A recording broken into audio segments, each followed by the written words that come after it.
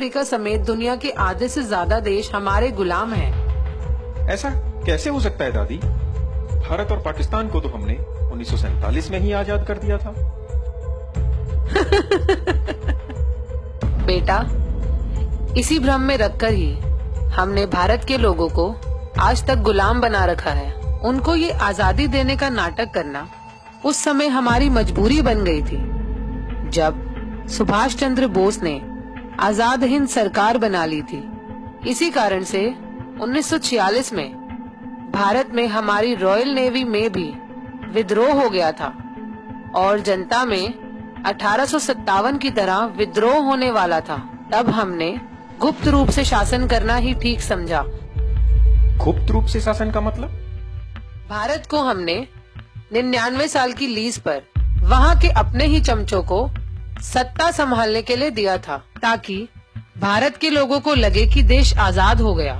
लेकिन सही मायने में आधिकारिक रूप से आज भी भारत पर हमारा ही कब्जा है और हमारे ही बनाए हुए कानून चल रहे हैं, जिससे आज भी हम भारत को खुलेआम लूटकर गरीब और लाचार बना रहे हैं। दादी, ये सुनकर खुशी तो बहुत हो रही है, पर यकीन नहीं हो पा रहा।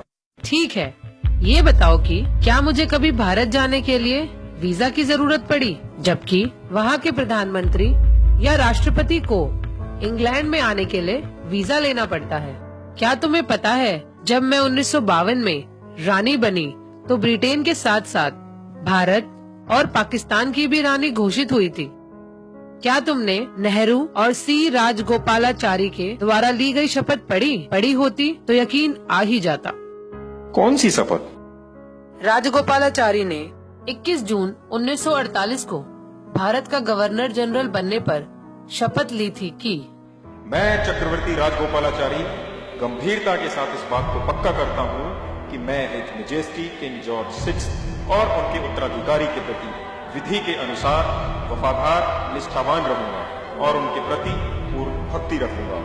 और मैं चक्रवर्ती राजगोपालाचारी इस बात को गंभीरता के साथ पक्का करता हूँ कि मैं गवर्नर जनरल के पद पर हिज मैजेस्टी किंग जॉर्ज 6 एवं उनके उत्तराधिकारियों के ठीक प्रकार से सत्यता के साथ सेवा करूंगा। देखा, अगर भारत 15 अगस्त 1947 को आजाद हो गया था तो सी राजगोपालाचारी ने 21 जून 1948 को मेरे पिताजी के नाम की शपथ आखिर क्यों ली?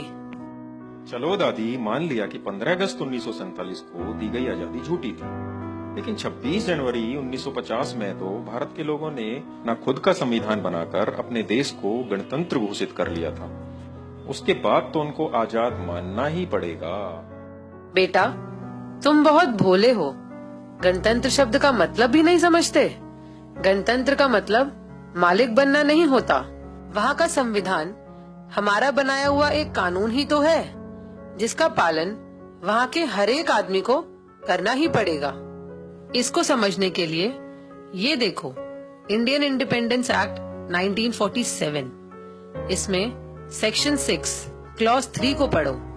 इसमें साफ साफ लिखा है कि भारत में कोई भी कानून बनाने का, रोकने का और हटाने का अंतिम निर्णय वहाँ का गवर्नर जनरल ब्रिटेन के राजा की अनुमति से ही कर सकता है। वहाँ का संविधान भी एक कानून ही तो है, जिसको हमारी अनुमति से गवर्नर जनरल सी राजगोपालाचारी ने 26 जनवरी 1950 को मान्यता दी थी। इस समझौते के तहत हम जब चाहे 99 साल की लीज और संविधान को रद्द करके भारत में दोबारा से सीधे सीधे शासन कर सकते हैं। इसी बात को भारत सरकार ने भी एक सरकारी दस्तावेज में स्वीकार किया है। कौन सा दस्तावेज?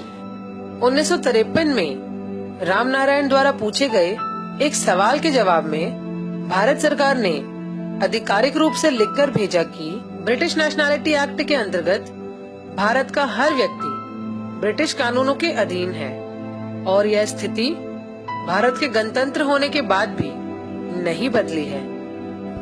यानी भारत के लोगों को हम आज भी अपने कानूनों के तहत सजा सुना सकते हैं, चाहे वे भारत का प्रधानमंत्री ही क्यों न हो। तो क्या दादी, वहाँ का प्रधानमंत्री लोगों का नहीं बल्कि आपका सेवक है? क्यों तुम्हें नहीं लगता? दिल्ली के बुराड़ी इलाके में जिस जगह मेरे दादा जॉर्ज पंचम का राज तिलक हुआ था, उसी जगह मेरे कहने पर मनमोहन सिंह की सरकार ने कोरोनेशन पार्क बनवाना शुरू किया, जिसमें हमारे दादा परदादा की मूर्तियां और हमारा एक विजय स्तंभ लगा है। और अब मोदी सरकार ने उससे भी ज्यादा हजारों करोड़ों रुपया खर्च कर उस पार्क का निर्माण जल्द से जल्द पूरा करवा दिया। इस तरह भारत के राष्ट्रपति भवन के सामने लगे खम्बे पर मेरे सितारे का निशान देख सकते हो, जो कि मेरे मुकुट और छड़ी पर भी है, जिसे मेरी इजाजत बिना भारत में कोई भी हटा नहीं सकता। और अगर भारत के किसी प्रधानमंत्री या राष्ट्रपति ने अपनी माँ का दूध पिया हो तो मेरे उस सितारे के निशान और कोरोनेशन पार्क को हटाकर दिखाए। और आरटीआई के जवाब में अगर भारत के राजपत्र पर यह लिख कर दे कि भारत के लोग वहाँ के सर्वोच्च शासक हैं और ब्रिटेन की रानी का भारत पर कोई अधिकार नहीं, तो मैं अपना सिंहासन उस आदमी के लिए खाली कर दूंगी। दादी, वहाँ के लोग इस पार्क और इस नकली आजादी का कोई विरोध नहीं करते? विरोध तो दूर की बात, भारत के गुलाम लोग तो रोजाना जनगण मन गाकर हमारा ही गुणगान करते हैं।